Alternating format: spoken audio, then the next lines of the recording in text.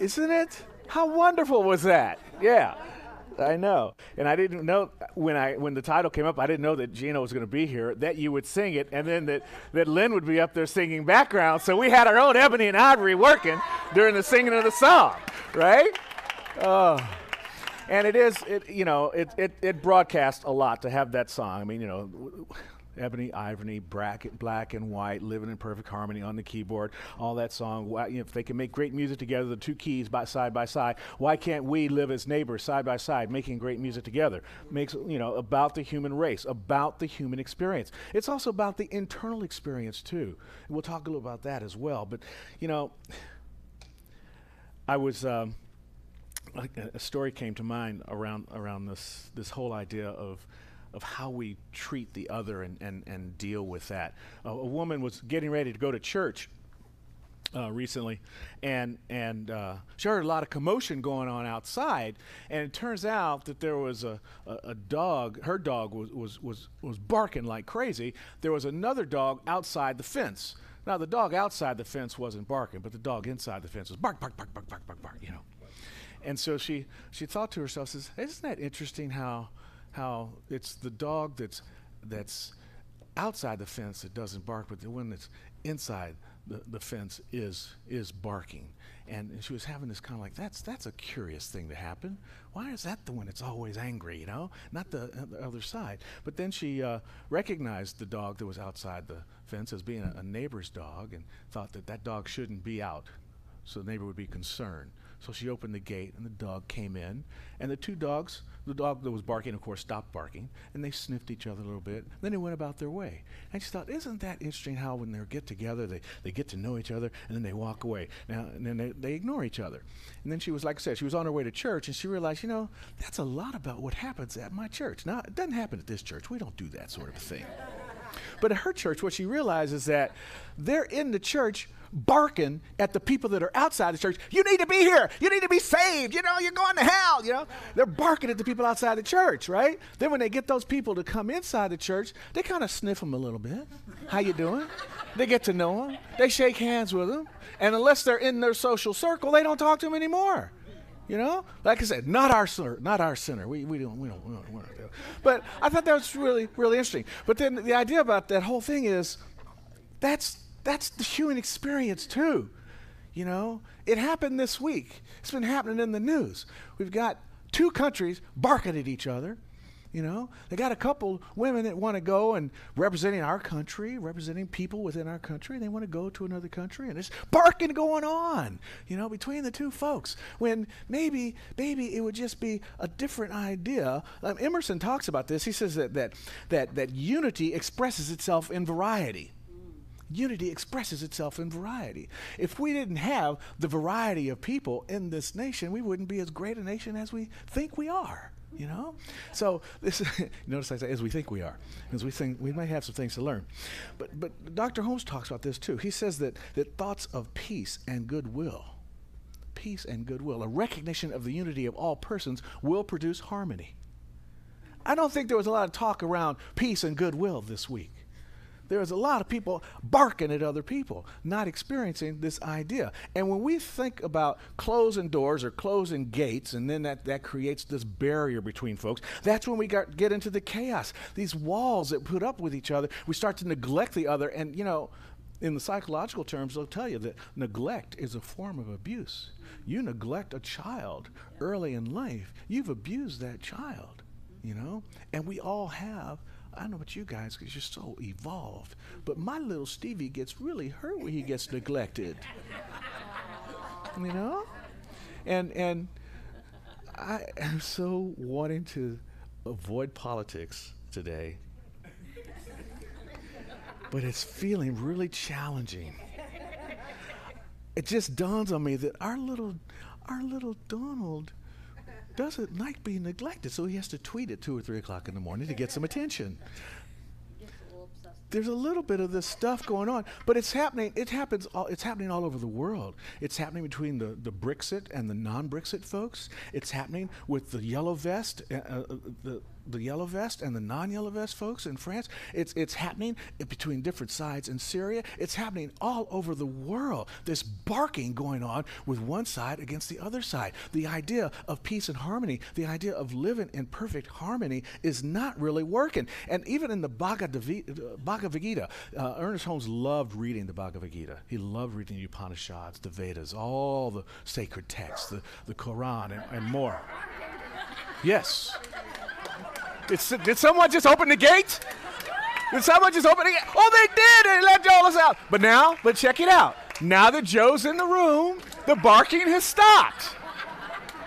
Yes. Everyone, we'll have to fill you in later. But you walked right, it's like, boom, boom. Where's I just need a snare, boom, boom, right now, because that was just perfect. Perfect. But in reading the Bhagavad Gita, there's a portion in there where it says that as long as we think about the world in pairs of opposites, there will be no peace. As long as we think about the world in pairs of opposites, there will be war. It's time to start doing some blessing. What's the guy's name? Masaru Emoto? The water guy. Are you familiar with this guy? If you're not, go home today and Google Emoto. This guy's amazing. He did this blessing, and back when it first came out, I guess it was early 2000s, I really loved his work. I read his book, The Messages Hidden in Water, and as a result of that, I had signs in my refrigerator: love, peace, harmony, so that my food would be blessed. So because see what happens when you say these blessing words, the crystals align up in these beautiful patterns. And when they use hate-filled words around water and other liquids, and you put hate-filled words behind it, the crystals are in chaos. Isn't that interesting? But when they're blessing, when they're love words, when they're peace and harmony words, the crystals align. It's time for us to begin this process of blessing people. It's worked in my fridge. If it can work in my fridge, it can work in your life. All right? But it's a challenge. It's a challenge on a daily basis. You know, like I said, I was feeling called to go into politics in my talk. But I know that the man that is currently the president of this country is here to bring us to a higher level of spiritual understanding. Yes. So I don't work in opposition with this guy. I work in blessing on a daily basis. I do prayers for what's going to happen to our country and the messages we're going to learn, just as I did those same prayers when Barack Obama was president, because it brought up the underbelly of some of the unhealed things in our country that needed to be healed. And it continues to happen. It continues to happen. This call, this extreme, what seems to be extremes between these two various leaders of our country, it's not extreme at all. It's about unity and expressing itself in multiplicity. It's about diversity, trying to get us to understand the oneness of life, to try to get us to understand the love of life. You see, Polly Baca, Richard Rohr puts out a quarterly magazine called Oneing. And in Oneing, they talk about various ideas. In the last Oneing magazine, the subtopics was unity and diversity. And in it, there's a woman named Polly Baca who wrote an article called The Challenge of the Journey from Diversity to Unity. And in it, she says, the challenges that we face can teach us lessons we need for our spiritual growth. The challenges we face can teach us lessons that we need for our spiritual growth. These challenges become roadmaps that point us in a new direction, GPS correctors for us that move us like that. I bring my own Foley agent everywhere I go. Right?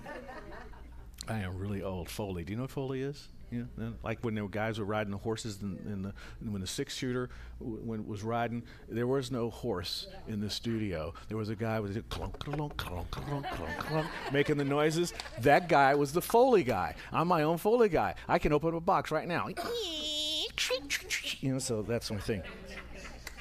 But the challenges in life are our roadmap pointing us in a new direction to help us change our destination. And the challenges that we might, if you're having a challenge with anything that's happening in Washington, D.C., if you're having a challenge with anything that's happening in the news, if you're having a challenge with anything happening with your grandchildren or your children or your neighbors or whatever, that is there to teach you a new level of wholeness within yourself, to bring you to a whole new level of spiritual understanding, whether it's the planet or the nation or an individual group or just the person itself.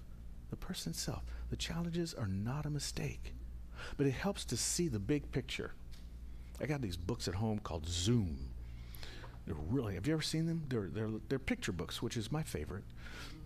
And I do.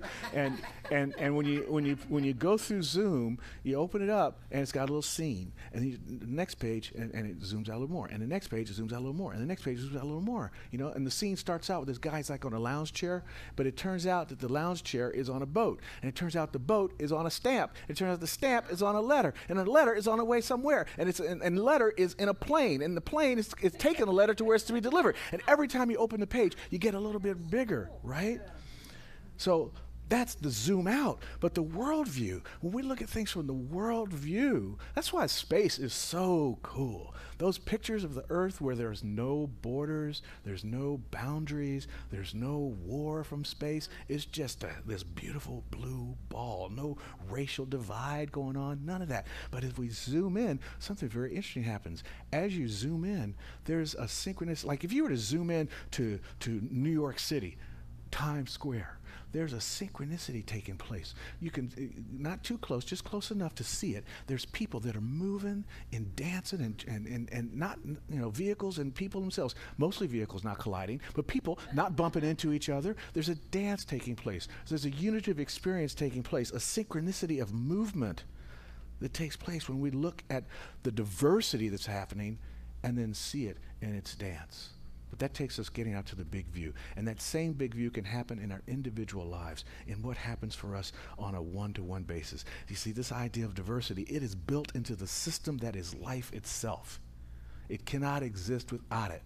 We are growing tomatoes right now in the backyard. A certain number of the tomatoes must be offered up as a gift to the raccoons. That's just the way it happens, right? But the diversity of that is pretty interesting because the raccoons have their own special thing that they help keep keep some pests out of the yard. So it's all working together. It's all working together. Back to that article in the Wanting. This is really great. We cannot deny our diversity. We cannot deny our diversity unless we choose to pick out a difference and give it arbitrary reverence. Okay? So the only way that diversity doesn't work for us is when we pick and choose they're other and they're not, and then we make it special that they're different, right? But at the same time, we cannot deny our unity unless we choose to let differences detach us from the truth of our unity.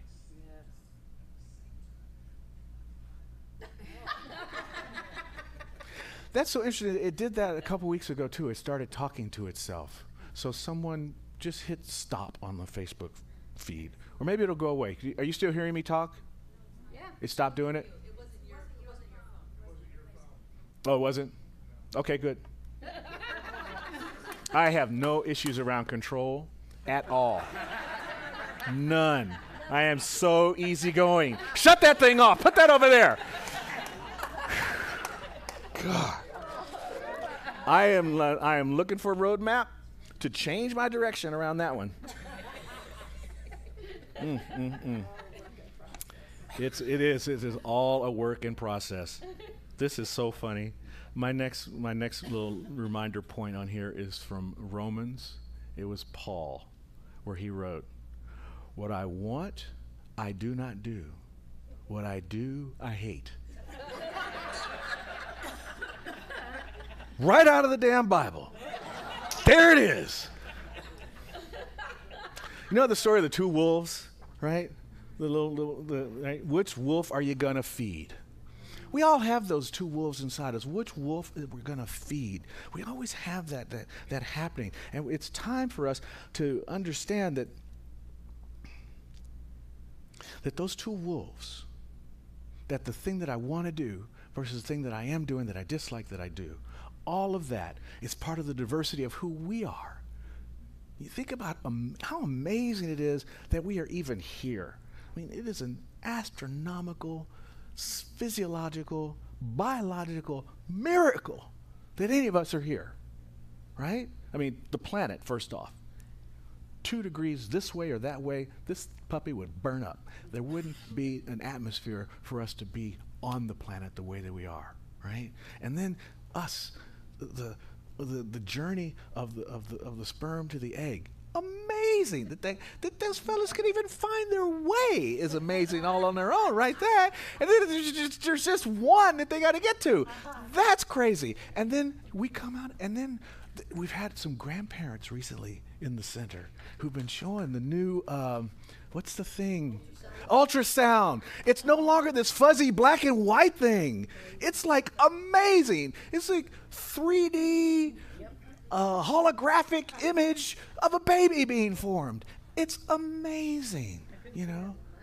Right. It's, you know, so this whole thing that's happening for us is it's just, we need to understand how amazing we are and to know our connection to this thing called life, how beautiful that is. And one of the ways, here's pitch time. This part of the service brought to you by the Science of Mind Center of Spiritual Living classes.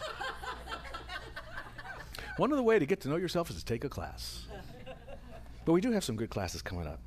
And if you haven't had a class with Jennifer, I think this is actually going to be her first class here. And Rob as well. Because Rob, when he left here, he was left as a practitioner, came back as a minister. So they're both doing their first classes coming up. So give them some support and come out and see what they're bringing to you. And what they'll be bringing to you is a deeper understanding of the Science of Mind principles so they can become active in your life. You know, it's one thing to come here on Sunday and to watch me go a little bit crazy up here, but it's a total different thing to take this lesson home with you and study it during the week so that it becomes automatic in your life, you know? And that's the beautiful thing. It's so sweet to think this whole week talking about diversity and thinking about diversity. Even on flowers, on plants, there's this wonderful plant that has it's past, present, and future. I forget what it's called, but it's got different colors on it: purple, white, red, pink, all yesterday, today, and tomorrow. Right? Such a diverse idea happening right there. Back to the tomatoes, all the different varieties of tomatoes you can get. Hey, Wally, Colleen. Wally is in the hospital this morning. He's watching us on the live stream. I was at their house. They have a bunch of different tomatoes growing in their backyard. It's just to see all of that and to think about how God's beauty is showing up in the diversity and the uniqueness. It's reflecting the divinity that is in everything. And if you look around at here and at all of us, you know, with the exception of Eileen and her sister Kathy, we all look very different. It took me a year to get their names straight. Like, they would play with me too. Which one am I? Now she's gone. I don't get to do it anymore. It's crazy. But this divinity within us, our uniqueness, it's so sweet. We are, and that we all contain. Back to the song, we all contain the ebony and ivory, the combination of our mom and our dad, and all the grandparents and all the ancestors, all of that coming together. An amazing keyboard that we are as we come into our own individual uniqueness. Back to Polly Baca. She says that each human being is challenged with discovering our true self as we travel our own spiritual journey and fulfill our life's mission. See, we have a true self that's trying to emerge. You know, and part of that emergence requires this kind of contest, if for lack of a better word, this tension, this stress between what we want to do and what we think we should do, who we believe we are and who we can be. These are all parts of what it means to live in a diverse and unified experience of life, you know. But so easy to judge, and to judge ourselves and to judge the other. Thinking about you know, a street person who's panhandling, you know, and you drive by and you see the guy, and there he is with his little sign out, and you notice that he's holding up a cardboard sign, but he's got Rambo muscles, and you're thinking, that guy's he just looks healthy. He could get a job. Get a job, dude. And that judgment, whoa. You know, for the grace of God, there go I. We don't know. We're just seeing one small scene in a larger life experience. Remember the Zoom? Turn the page, turn the page, turn the page. We don't know the different circumstances that put that guy in there that holds that signed up. Maybe he was working in a gym somewhere, and maybe he just had a person in his family who had a health issue, and they couldn't afford their health insurance, and the health insurance went down, and then they had a big bill, and they couldn't pay the bill. They had to choose. Do I pay the bill? Do I get my wife healthy? Or do I pay the rent? I'll pay the bill. Okay. And then the landlord said, look, I've been trying to work with you, but it's been 6 months. After 3 months, I could evict you. I'm sorry. And so now he's evicted. Right? Now he's trying to get a job, but he can't get a job because he doesn't have an address. Because every time they want to send him a piece of paper, he has no place for the paper to arrive to. So he's out there on the corner with his sign, and we're judging him because he got muscles. These little things, we don't know the big picture. We're all trying to discover our true selves. And judgments are one of the number one ways to figure out your true self. Those things you're judging about, that's in there for a reason.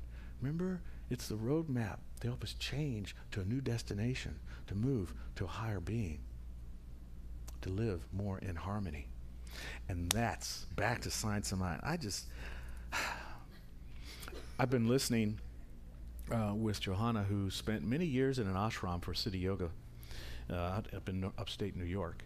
And the guru there, I'm blanking on her name. It's there. They call her the guru. It works good enough. Has been doing these messages, and I've been listening to the messages, and they're wonderful. They're wonderful Eastern religion messages. And my Science of Mind teaching helps me to deepen my understanding of those messages. When I'm talking with my Jewish friends, and they're telling me about the various holidays, my understanding of the Midrashic Bible telling helps me to understand, and I got that through studying the Science of Mind, helps me to better understand the messages that are in the Hebrew Bible. The Science of Mind has helped me better understand my Muslim brothers and sisters when I go to the Interfaith in Conejo Valley and the Interfaith here at Simi Valley that meets up at the LDS Church.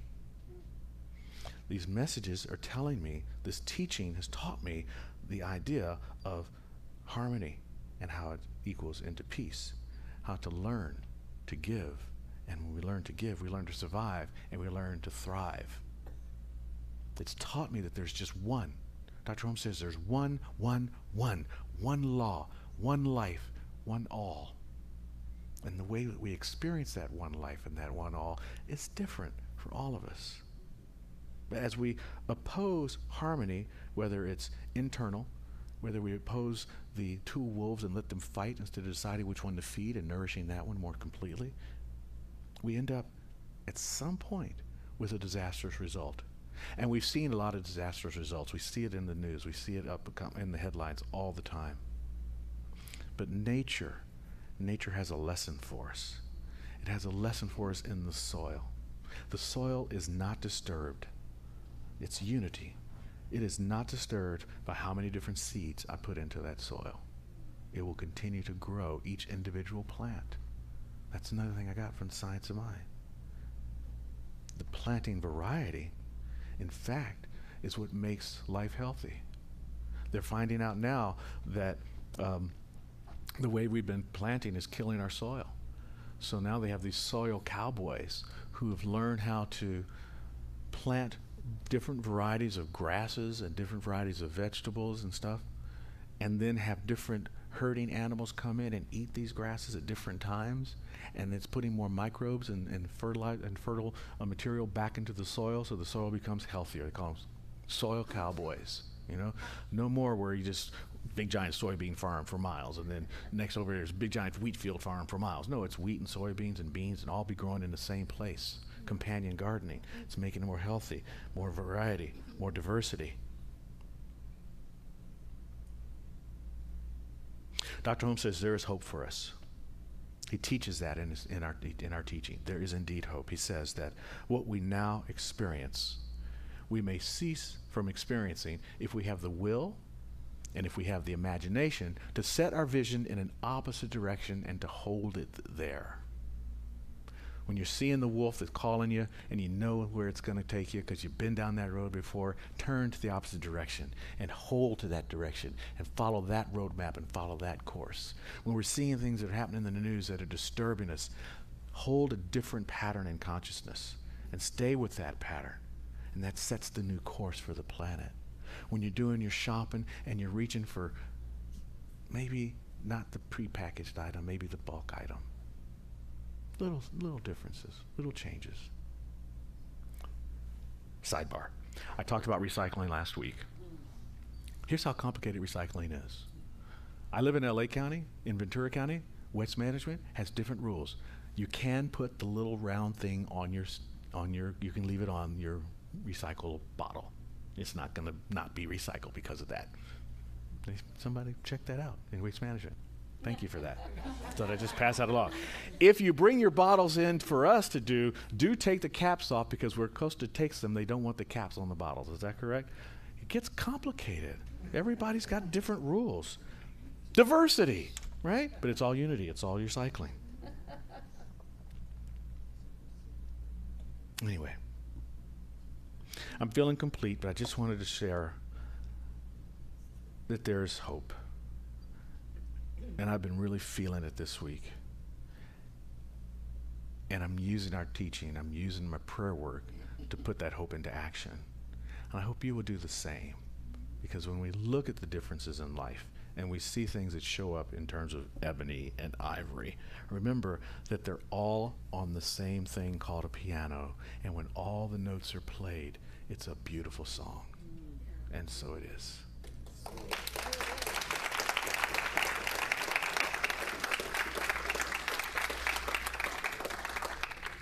So let's do some world acceptance. Here we go. I accept the world in its perfect wholeness, knowing multiplicity is, in fact, the fullest expression of unity. Mm-hmm. In truth, in fact, it is.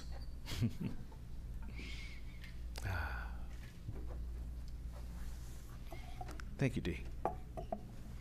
It is our prayer time.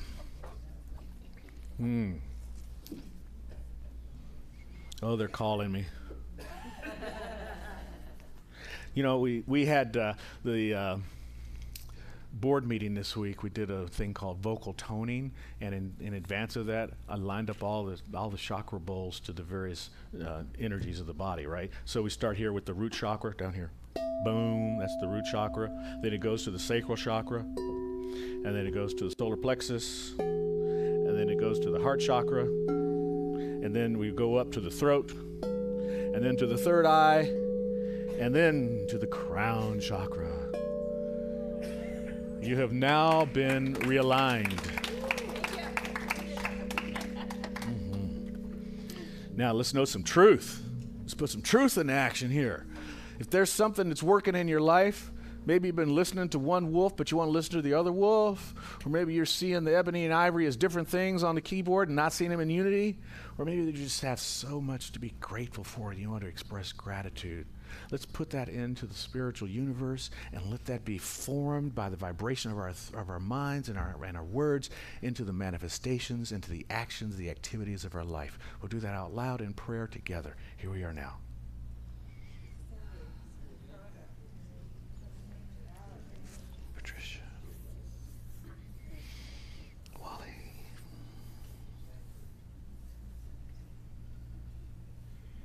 Centers prosperity.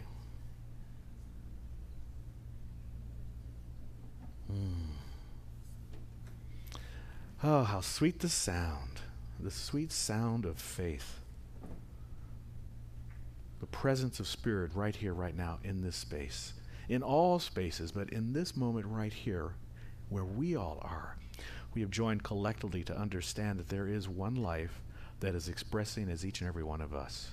That one life that allows for the unity and the diversity and the multiplicity to be expressed from its wholeness. Within infinity, it lasts everything. Everything is there. So by our prayer, what we have done is decided on pulling these bits and pieces from that is infinite and bringing it into the experience, the finite experience of our being.